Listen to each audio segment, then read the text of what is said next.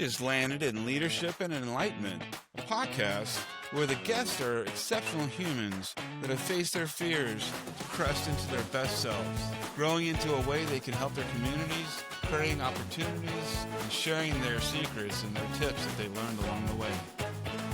Without further ado, here we are, my friends. Have a great time today and enjoy Leadership and Enlightenment. This is going to be a special conversation. One of my mentors, somebody that I've worked with for many years at the Bellagio, is with us today, my friends. Mr. Edmund Wong, affectionately we call him Eddie or Chef with the big ladle. Brother, you made an impact in me in a way that you don't even know. I'm not going to get into that right now, but I want the audience to meet you. So tell us a little story about yourself. Where'd you come from? How'd you get here? Hey, good morning, Dean. Thank you so much for having me. It's a great honor to partner up with you again. After all these years. You're right. People call me Chef Eddie. Still has become my nickname. I'm just a small town guy from Coquitlam, BC in Canada. And I'm sure during this interview and podcast, my accent would come out and about. Yeah, no, I was raised in Vancouver in a small town called Coquitlam. And that's where I started my culinary career at the community college. One of the funny notes that my first job in the kitchen, because as a chef by trade, we all got to start somewhere. And my first job in the kitchen was making pizza dough at Chuck E. Cheese. That's awesome. Nobody would have expected that. That's for sure. No, that's where I met, a lot of good friends. And in all transparency, I just was there because I was 16, 17 years old. And that's where I thought all the cool kids were working. And didn't realize at the time that I had accidentally found my passion. I went to culinary school and got my apprenticeship in Canada. And then I spent better half of 10 years with Four Seasons hotels, going from Canada to Australia to Germany for about 3 years. Did some work in London and Portugal. Then had a great opportunity to come here to fabulous Las Vegas. Spent some time in the Northeast in Boston. And those Northeasters blew me back to Vegas. And that's where I've been back here since 2003. And that's where I met Big DeanO here at the Bellagio. Yeah. Spent there as 13 years as executive chef overseeing all the culinary operations. And here I am with my own company, Chef's Office, where we provide hospitality solutions and project management and support for people not only in food and beverage, but any industry that has guest service and, front-facing employees treating their guests. Well, now's the time more than ever. I talk about this gap of this delta of wisdom that I see in the industry around us, especially in the events industry. And, when I came into the Bellagio, I'd been in probably 15 years by then. And I had, I'd earned my stripes at the Mirage and did my banquet work, and I was in catering at this point. And when you and I met, I realized I am around 3%ers now. This is not a 5%ers building. This is the top of the top in Vegas. And I've got to be on my game. I remember the first time you were checking a menu card and you caught a misspelling in my world. And I was horrified that, Chef Wong found this misspelling in this room. And I needed my attention to get sharper. But the thing that, really took me back the most when you and I met was how you accepted the leadership role in the Bellagio. I had worked with a lot of executive chefs that their leadership role was the back of the house and how they related to the culinary teams in that world. But you had a front-facing personality. I realized you were a leader of the hotel and all of us, and you weren't just to be seen as somebody that was in the back of the house. You were the front of the house. And it changed everything I saw and respected about the idea of the events industry and the culinary. Where did you start to pick up on that leadership and that position that you were going to position yourself in? Yeah, thanks, Dean. When we all first started in Bellagio, and it just seemed like yesterday, but it's been 22 years since I started there. And I remember when I first got there, it was a bit overwhelming. During my time with Four Seasons, our biggest hotel, I think, was maybe 400 rooms. Here we are walking into 3,500 rooms, all these all-star celebrity chefs. And I realized we were being part of the best, like you said, the top 3%, and we had to really sharpen our game. We had to bring our A game all the time. And I really appreciate that you mentioned me as a mentor, because one of my mentors that I was growing up, he was the president of Bellagio at the time, Randy Morton. We were walking through the conservatory and he was showing me around the hotel, and he was like, Eddie, this place is like a giant cruise line battleship. It's not like a Euro 26 footer out by Lake Mead. It's a huge, gigantic beast of a place. And you can't do it alone, right? So every move and every detail is important, but you have to find the people you can partner with, people you can trust, Mm. people that can help you achieve what you wanted to achieve. And that really stuck with me. And that kind of cemented part of my leadership style that I developed over those years. Because also when I was growing up and going through the industry in the late 80s and 90s, that sort of stereotypical screaming chef that you would Right. see on Gordon Ramsay. And not that he is, I'm just saying the TV show. It's true Yeah, though. it was real, Yeah. and I've seen plates fly back through a kitchen because it was, not cooked properly or too much sauce over these little things. But that's not what I wanted to be. I was really the opposite of that. And I really shaped my leadership style to be accessible, approachable, and make people feel heard, right? And that's the key. Because often, when I was younger, you didn't dare knock on the chef's door unless you were losing a limb, or Mm. you were near death, right? And that's not the right way to train people or maintain the passion in people. So over those years and coupled with that conversation walking through the conservatory, it made me really understand that we have to bridge that divide between front of house and back of house, Mm. right? That we're all in it to make that experience for the guest. And, Yeah. partnering with you during those sessions to create this magical event, the details matter, Yeah. right? We were in a tough competitive industry where the little things do matter, Yeah. right? And even just as hi, good morning with using someone's name, it's standard now, but it still has this huge impact. And Yeah. so all those little things really matter. They do. And I tell you, it's a style of ownership that I think we really brought forward. And we did cross the front and the back of the house. I always felt you were very compassionate towards the service elements that we had to perform in the front of the house. And we were magicians on timing, on putting this together and having it come out in a way that nobody would have understood the amounts of touch points that were necessary to make this go. I mean, geez, we had to set rooms aside a month out for New Year's just to set the dessert scenarios. And I would get calls from the pastry chef, like taking our banquet rooms away, trying to figure this whole strategy out. And you were always there in that support. I think one of the things that stood out to me most in my style of working at the Bellagio with everyone was having a very clear expectation of was what was being given to me in instruction. And a lot of times I think we get into these hierarchies of business and we fall into this ideal that we must know to look intelligent to the people around us. And I didn't. That was the fact. I had come out of the Mirage and I was learning as I went. I thought I got the business, but I realized I was in what I call getting my master's degree in the events industry. I remember telling my wife,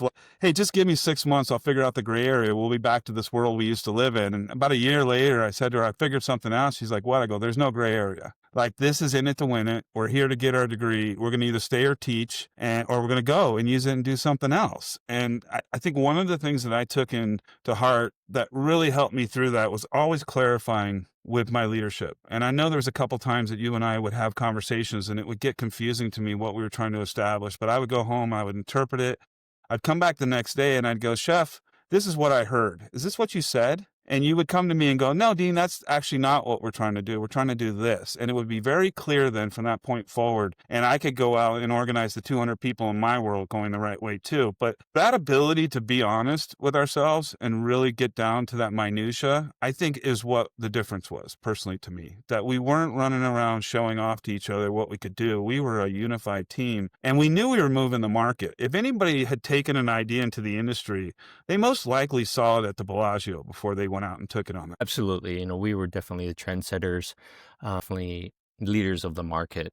And what you're saying, Dean, I just think it really rings true today that we were holding ourselves accountable. And, I've spent a lot of time thinking about this over the years of what does accountability mean individually, right? I have a version and everyone else has their own version of what accountability means. And what was great is that we were able to create that environment that we could be honest with each other. And I'm not, we all know that it wasn't always rainbows and butterflies. No, We all never. had our moments. Let's all be honest.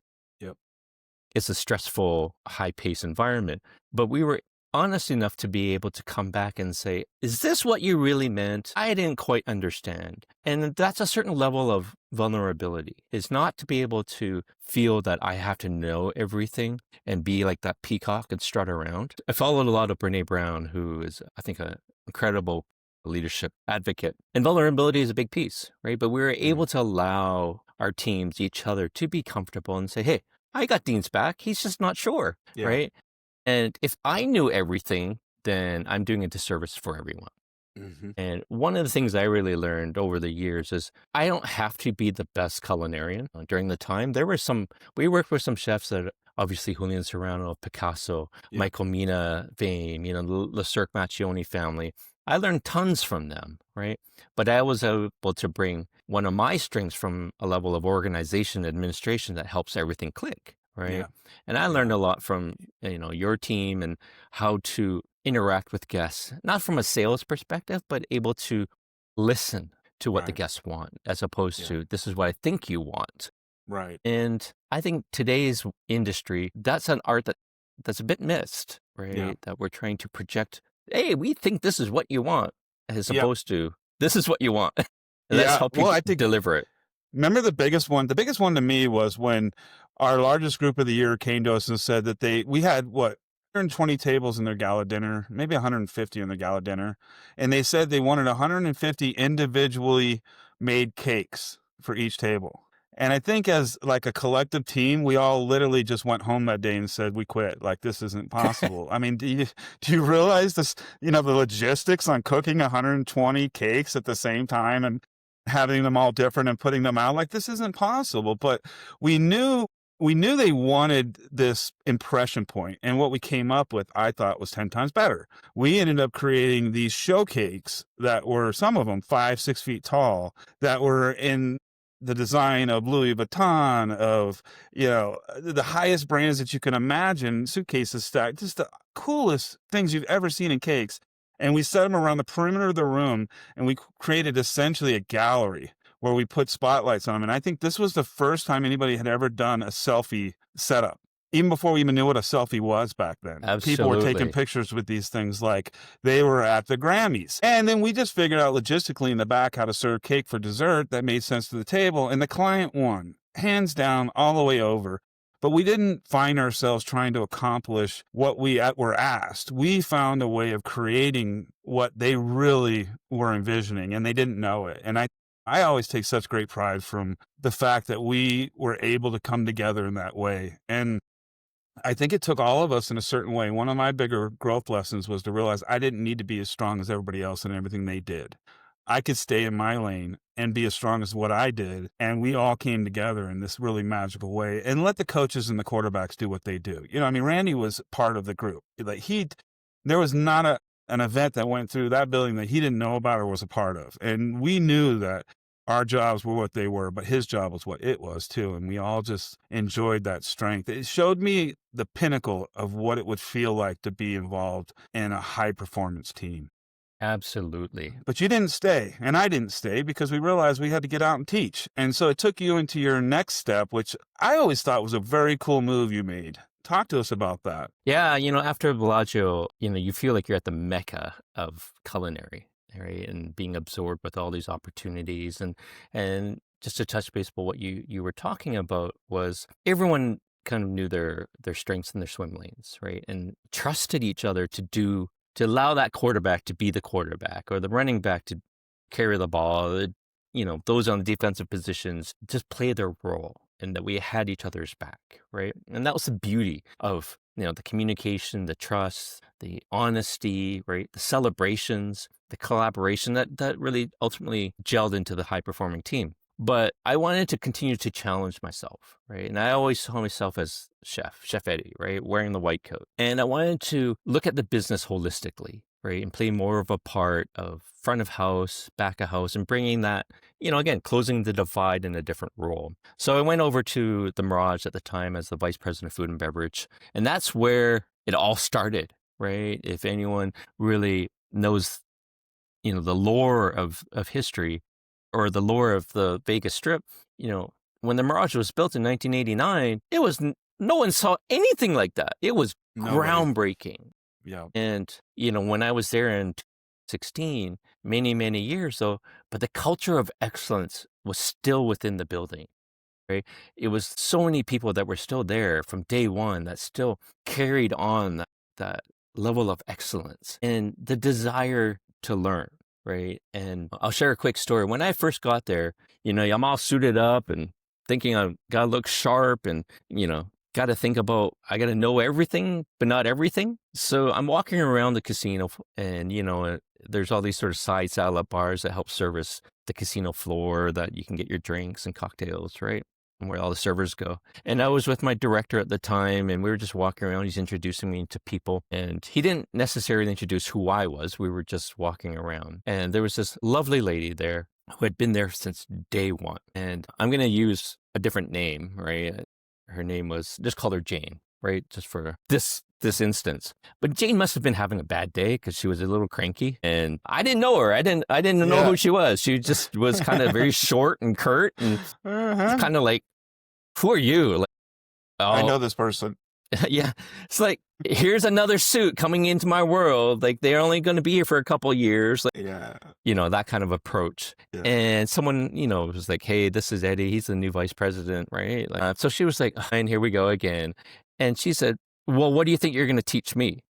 And I was like, well, Whoa. actually, I was hoping to learn something from you and that you can teach me a little bit about cocktail services. And she looked at me like bewildered. And I went, ma'am, you've been here for, day one, and I've been here for 2 weeks. You know more and have forgotten more about what you do than I will ever know, right? Yes.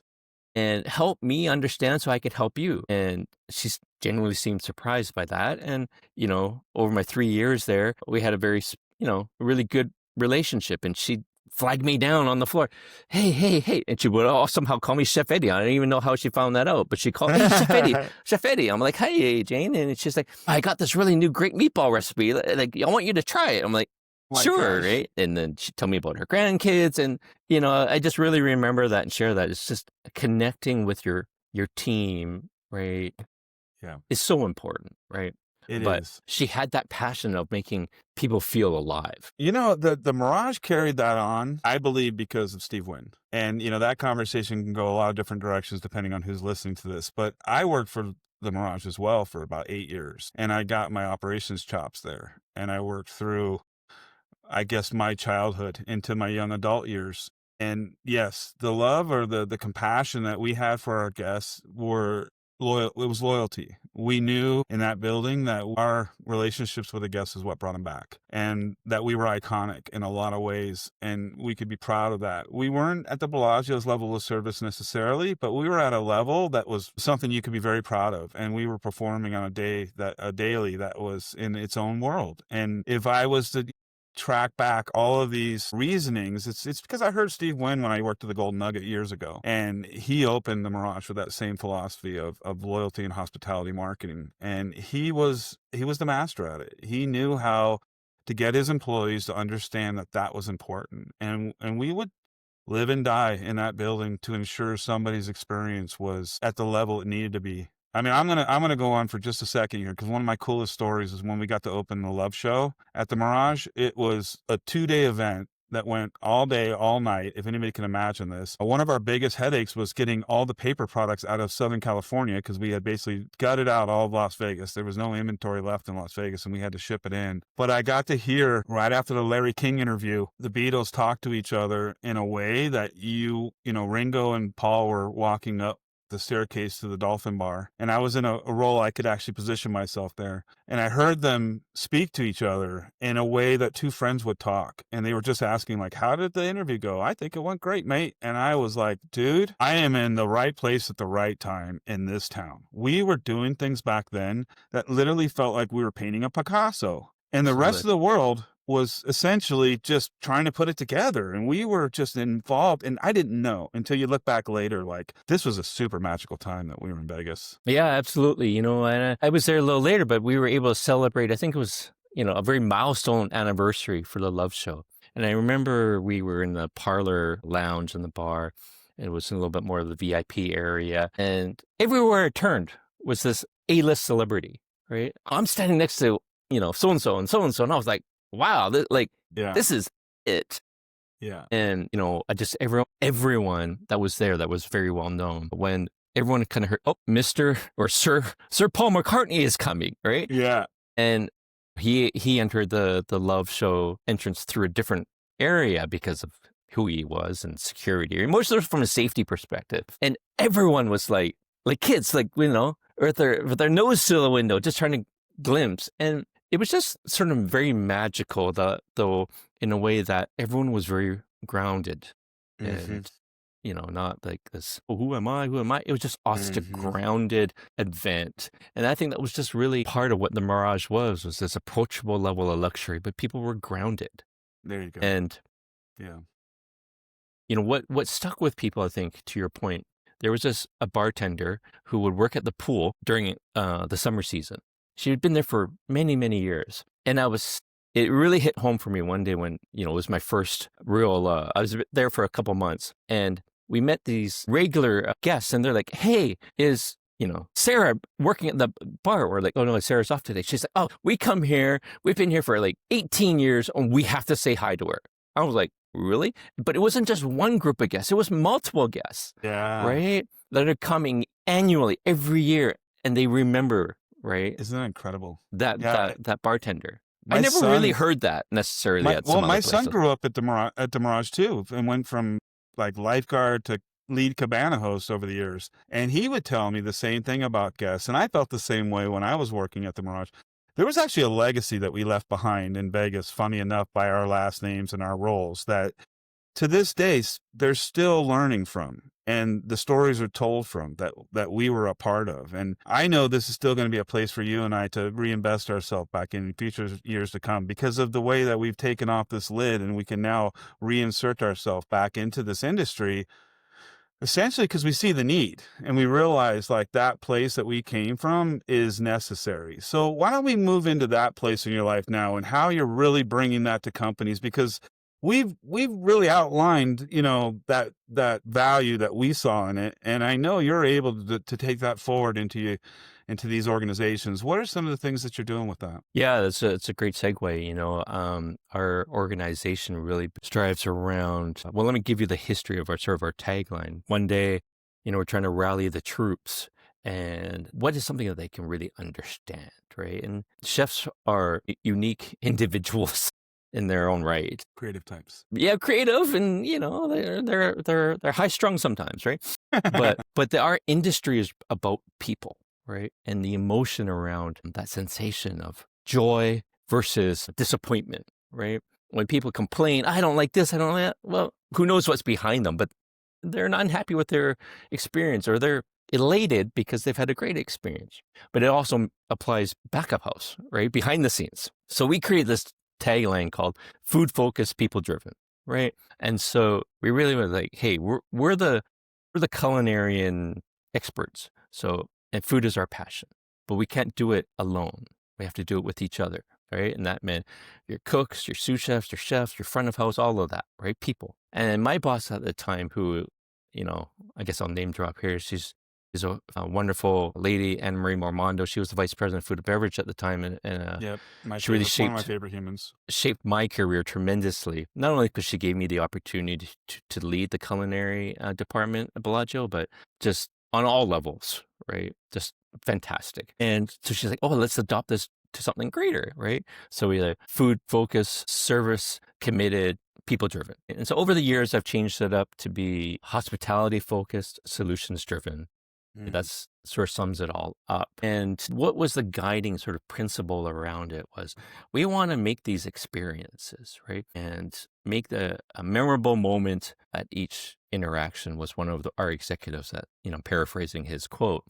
And that has struck with me over the years. And there was always a balance. And I talk about balance of, how do we create this wonderful moment that is memorable through our art, whether it's front of house or back of house, right? And connect that emotion. But balancing that, we are in a business and we must maintain an equilibrium, right? And you can argue what that equilibrium is, 50-50, 60-40, but if you lean one side too much, I'm going to throw everything at it and I don't care what the cost of that is and just go, that's not sustainable because you're not profitable. Hmm. But if we're just focused purely on the numbers and what our return is and the ROI and, cutting down your quality or your quality and your service and all those things, then it also becomes an imbalance because people no longer find a value or the experience is poor. And that's where I think some of what my team and I do is make sure that organizations maintain a balance, Hmm. right? And, with one of some people I work with aren't even in hospitality, they're in the construction field. And Hmm. they build very high-end homes, custom homes for obviously very much the 1%. But it's more than just building a house, right? And these homes are worth, in the millions of dollars. But they recognize making that experience of putting the shovel in the ground and designing your all the way to the end of turning your keys might take a really long time, might take a couple years. Hmm. But they're invested in the service of how to make that homeowner feel like they're the only one building a home in the neighborhood, Got right? it. But they balance that with a big budget. Hmm. That's what we're trying to give back to our industry and other industries too, right? It's not all just focused on dollars and cents. I Yeah. mean, it's important because Yep. that's why we're in the business. But what is Where's your the emotional draw? Where's the yes, emotional impact and the emotional value that comes out of that? Because we have to face it, the world that we're in right now, we call it the TikTok industry. There's got to be value built into every interaction. But like you said, that value also has to come in some kind of a balance to the bottom line of what we're moving forward with in the future. Like, what are you going to do next year? We get what we're doing this year, but how does this evolve itself into the following year and maybe the year after that? And is there ways to, scale and be profitable and still show a value along the way without throwing everything in the first impact and then coming out of it with what's next? I think that there's value in these hierarching thoughts, and that's definitely a place in the industry that needs your attention. yeah, and you're always trying to um, one up yourself per se every Hmm. year, right? Yep. Get bigger, grow, right? Grow the margins, grow the revenues, grow your physical footprint. But it's about balance, right? And it's important. I think that industries, especially hospitality, has a reminder of that, right? It's the best time ever for this wisdom to come through.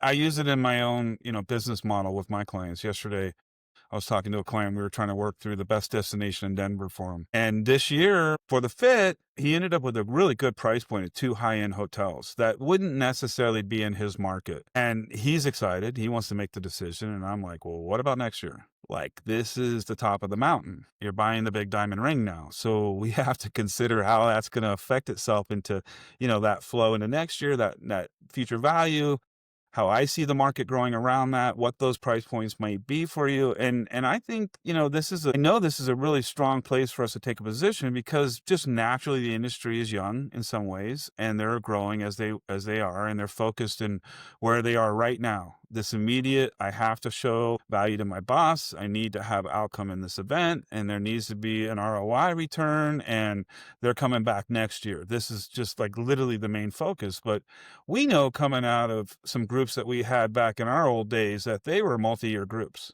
and that we knew that if we put forward this effort now, that we were going to have to deal with that next year and what that meant to us and being sustainable. Like you said, it's like, what are you going to address along the way that you can actually maintain and then build from and create this credibility from your baseline or your infrastructure? And I don't see it out there in the world that we're working in. I see what you're doing is ultra valuable. And I know that once the clients really figure out where that future ROI comes into and how you can bring it into this year, your phone's going to be ringing off the hook, my friend. No, thanks. It's really about scalability, obviously.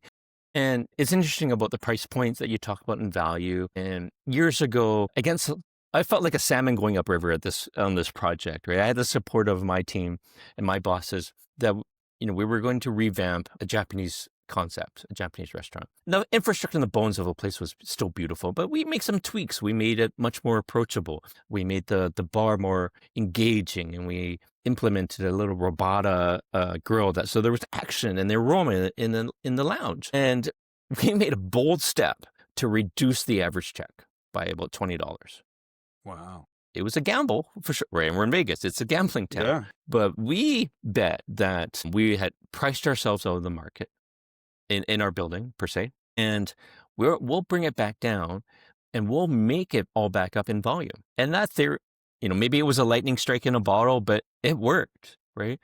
We drove profitability up by 13%. Wow. Our revenues were up by 12%. Obviously, there's some flow through operational things we did, but it was really about recreating the experience and creating a sense of value, and everyone came. Yeah. And it was minor tweaks, right? Yeah. I think in the investment that we put in was maybe $65,000 all in. We made Wow. that back up in like 2 months. Wow. And so again, it's just about certain details. And even from a coffee program, just you go out there and you're paying $10 for a cappuccino. That's steep, Yeah. Yeah. but I'm sure people will still come back if you have a quality product.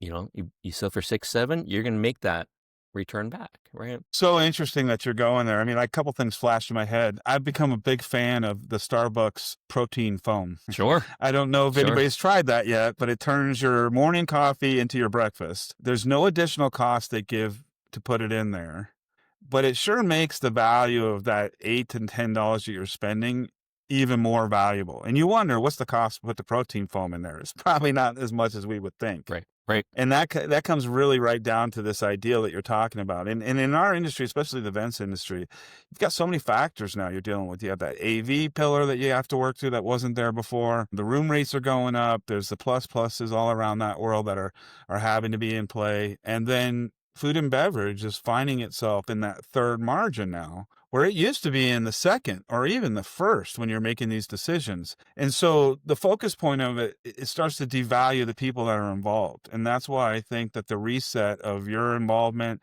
of this mindset and mentality, it's going to come back around. I think the most valuable part of it is that you're willing to take something and reorganize from the beginning to the end, even at a low cost point, but not necessarily appeasing to this idea of climbing the same mountain. We're going to reset, and we're going to look at it from a different perspective. We might gamble a little bit around it, but where's our falls our ROI around that? I think that part of our business is not defined right now. And I think it's being defined as we talk, and you're on the front end of it, my friend. Thank you. Yeah, I know, absolutely. Especially in the events industry, I've seen from both sides, a lot of money spent where it can be reallocated, right? And where my organization can help with sort of coming in there between the hotels or the destinations with the clients is be a really good advisor on how to best optimize and maximize your budget. That makes a bigger impact. And just an example, right? I was at a very nice property, and they had a really nice afternoon coffee break. Everyone has an afternoon coffee break, right? But it was all the same around protein bars and protein shakes, and there was some like sweet stuff like lemon bars, right? Because that's all the rage. Well, we gotta have the healthy stuff. I'm not saying we shouldn't, right? Right. But that doesn't mean that everyone in this, like, I think it was like 1,000 people want that, Yeah. right? And so you go push all in, but we can, again, optimize your budget by recreating what an afternoon coffee break can really look like. And do right? stations instead of everybody getting the same product on each station, separating the decaf, pulling the hot tea aside. There's ways that you can definitely set the presentation and lower cost margins. Well, I think Yeah. after this conversation, everybody's going to want to get a hold of you, Chef. So why don't you share with them now how best to get a hold of you? I'll put it in the show notes as well, but this has been an incredible conversation. Yeah, thanks, Dean. The best way is to email me at edmundwong227@gmail.com. And that's, we'll respond very quickly within at least 24 or 48 hours. And even if it's just to chat or you have an inquiry on how we can help your business, that's the best way. Awesome. Awesome. Well, I'll have it in the show notes as well. Like I mentioned, Chef, I look forward to catching up with you next year and seeing where all this is going. It's very exciting to watch how our relationships have all grown and where we sit now in this collective industry. Yeah, Dean, thank you so much. It's been a pleasure. Take care, bro. Bye-bye. Well, there we go. Another amazing example of the universe working in its magnificent way today. Appreciate you showing up and look forward to seeing you again at Leadership and Enlightenment.